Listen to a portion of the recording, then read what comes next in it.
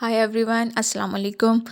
तो अभी जो है मॉर्निंग का ही टाइम है और मैं जा रही हूँ वॉक पे।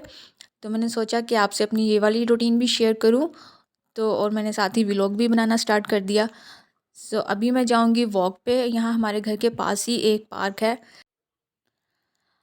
अच्छा, ये पार्क ना मुझे बहुत ज़्यादा पसंद है और इसमें बहुत अच्छा वॉकिंग ट्रैक बना हुआ है और बहुत लंबा भी है। तो मेरी बहुत अच्छी इसमें वॉक हो जाती है और ना इसमें मैं रनिंग भी करती हूँ। और यहाँ पे हम अक्सर आते हैं एज़ अ फैमिली, बच्चे भी आते हैं, मेरे हस्बैंड भी आते हैं। तो हम दोनों भी वॉक करते हैं और बच्चे भी खेलते हैं।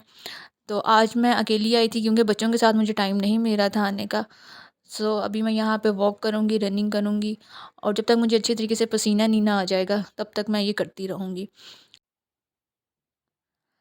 अच्छा, रनिंग के बाद जब स्वेटिंग होती है और उससे जो हार्मोन्स रिलीज़ होते हैं ना, वो आपके वो बहुत ज़्यादा लाइट कर देते हैं और उससे मूड इतना अच्छा हो जाता है ना कि मेरा पूरा दिन बहुत अच्छा गुजरता है। तो मैं कोशिश करती हूँ कि अपनी वॉक को कभी भी मिस ना होने दूँ।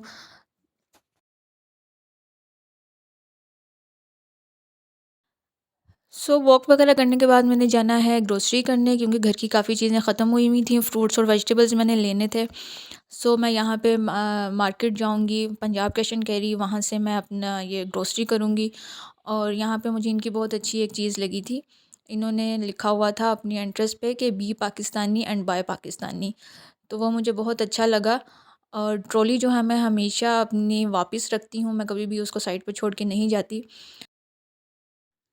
जी, ये लिखा हुआ मैं आपको ज़ूम करके दिखा रही हूँ। तो ये मुझे बहुत अच्छा लगा था। उसके बाद मैं आ गई यहाँ कार वॉश करवाने, क्योंकि गाड़ी बहुत ज़्यादा गंदी हो रही थी। तो यहाँ पे मैं कार वॉश करवा रही हूँ और यहाँ पे उन्होंने इन्होंने मुझे एक चेयर दे दी थी, मैं उस पे बैठ गई थी। मोस्टली मैं इस तरह के काम करती नहीं हूँ, लेकिन जब टाइम नहीं होता हमारे पास वीकेंड पे, तो फिर ये काम मुझे ही करने पड़ते हैं सारे। सो सो इधर कार भी वॉश हो गई थी और मैं मेरे सबको भी मैंने पिक कर लिया था और ये माशाल्लाह इतनी स्माइल करता हुआ आता है। और आते साथ ही इसको होता है कि मैं अपनी जैकेट्स उतार दूँ। थोड़ा-सा थका हुआ मुझे लग रहा होता है, लेकिन फिर भी ना इसके फेस पे स्माइल माशाल्लाह होती है।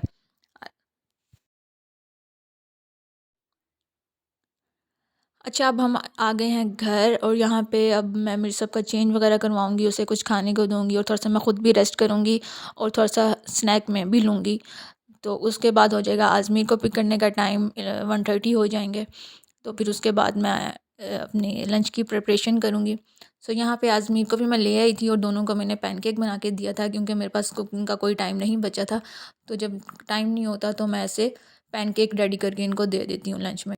और मेरे पास यहाँ पे चिकन मैरिनेट हुआ हुआ था, तो उसकी मैंने उसको मैंने रेशा-रेशा करके उसको थोड़ा-सा मैंने पकाया और फिर उसके बाद मैंने उसका स्टफ़्ड पराठा रेडी किया। और यहाँ पे मैं अपने लिए साथ में चाय भी रेडी की। तो अब मैं ये आराम से खाऊँगी और उसके बाद मैं बाकी के अपने सारे काम करूँगी। तो ये मैं आपको दिखा रही हूँ कि थोड़ा-सा अंधेरा था क्योंकि पीछे सनलाइट थी और आगे जो है उसके मैं खड़ी हुई थी, तो थोड़ा-सा अंधेरे में नज़र आ रहा है। सो ये मैं आपको दिखा रही थी कि ये जो है अंदर चिकन रेशा-रेशा हुआ हुआ है और ये बहुत मज़े का पराठा बनता है। इसकी भी रेसिपी मैं इंशाल्लाह आपसे कभी शेयर करूँगी। आजकल जो है पता नहीं मेरे दोनों बच्चों को क्या हो गया है कि ये ना बिल्कुल भी सालन को पसंद ही नहीं कर रहे हैं।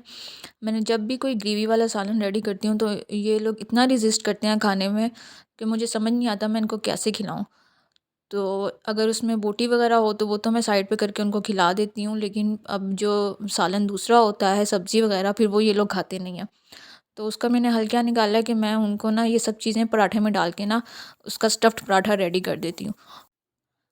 तो इस तरह से जो मटेरियल बनता है वो थोड़ा-सा बच भी जाता है, फिर मैं उसको फ्रीज़ कर देती हूँ और वो मैं इनके लंच बॉक्स में दे देती हूँ या घर में ही ये लंच वगैरह कर लेते हैं। सो अभी भी मैंने अपना पराठा उसी मटेरियल से रेडी किया था। तो उसमें जो सब्ज़ी होती है उसको भी मैं मैश करके उसके पराठे के अंदर डाल के उनको दे देती हूँ, और या फिर ये चिकन होता है तो उसको भी मैं मैश करके उसका एक अच्छा-सा मिक्सचर रेडी करके उसका भी मैं पराठा बना देती हूँ। तो यहाँ भी मैं ये चिकन का ही पराठा खा रही हूँ केचप के साथ और ये बहुत ही ज़्यादा मज़े का लग रहा था मुझे। सो यहाँ पे खाना वगैरह खाने के बाद मैंने थोड़ा-सा ये टेबल क्लीन किया, क्योंकि सुबह से कोई भी मैंने काम नहीं किया था, मैं घर ही नहीं थी और बच्चों को भी मैंने खुद ही खाने को दे दिया था। बच्चे भी खा रहे थे पीछे और साथ में अपना ये लैपटॉप भी यूज़ कर रहे थे। आजकल ये लोग स्कूल से आते साथ ही लैपटॉप पे अपनी ड्राइंग्स बनाते हैं और इनको बहुत ज़्यादा मज़ा आता है। तो एक एक घंटा ये लोग ये काम करते हैं और उतनी देर में मैं अपना भी काम कर लेती हूँ। अभी मैं खाना खाने के बाद जाऊँगी किचन में। जब मैंने चाय पी होती है ना, तो फिर मेरे अंदर ना थोड़ी सी एनर्जी आ जाती है और मैं ना साथ साथ काम कर लेती हूँ। वरना लंच करने के बाद ना मैं इतनी ढीली हो जाती हूँ कि मेरा दिल चाहता है कि बस मैं लेट ही जाऊँ। बस इधर बस किचन की मैं चीज़ें ही ठीक करूँगी और उसके बाद मेरा ज़्यादा डिटेल में काम करने का अभी मूड नहीं है।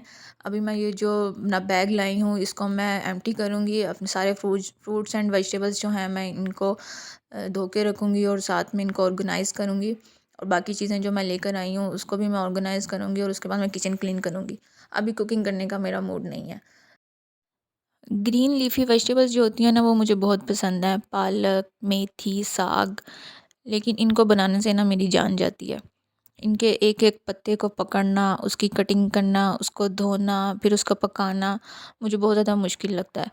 पहले तो मैं बिल्कुल भी इनको हाथ नहीं लगाती थी, बिल्कुल ही नहीं ख़रीदती थी। लेकिन अब जो है बच्चे बड़े हो गए हैं तो मुझे कुकिंग का ज़्यादा टाइम मिल जाता है।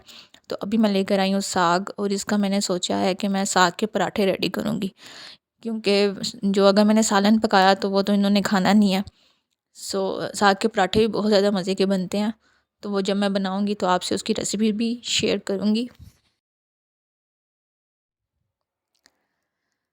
बस इधर मैंने चीज़ें ऑर्गेनाइज़ कर ली थी और बस किचन क्लीनिंग का काम रह गया था और वो थोड़े से ही बर्तन थे, वो मैं अब वॉश कर लूँगी। और मेरी आपसे एक छोटी-सी रिक्वेस्ट है कि अगर आप वीडियो देखें तो काइंडली पूरी देख लीजिएगा और उसको लाइक कर दीजिएगा। बस इतनी छोटी-सी रिक्वेस्ट है।